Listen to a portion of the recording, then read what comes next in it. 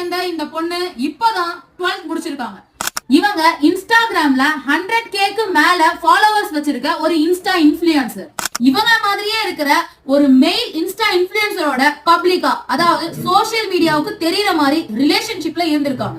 இவங்க ரிலேஷன்ஷிப் பத்தி அந்த பொண்ணோட வீட்ல பேசும்போது அவங்க நெக்லெக்ட் பண்ணாம இப்போதைக்கு ஸ்டடியில கான்சென்ட்ரேட் பண்ணுங்க அப்படின்னு சொல்லியிருக்காங்க.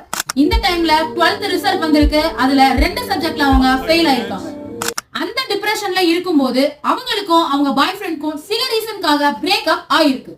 இந்த சிச்சுவேஷனை நம்ம எப்படி ஃபேஸ் பண்ண போறோம் அப்படின்னு அவங்க இருக்கிற டைம்ல அவங்க பாய் ஃப்ரெண்டோட ஃபாலோவர்ஸ் அண்ட் ஃபேன்ஸ் இவங்களுடைய இன்பாக்ஸ் அண்ட் கமெண்ட் செக்ஷன்ல வன்மத்தை கக்கியிருக்காங்க.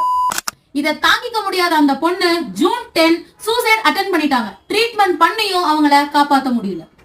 நீங்க பண்ற டைம் பாஸ் ஆன்லைன் கமெண்ட்னால ஒரு 18 வயசு பொண்ணோட உயிரே போயிருக்கு.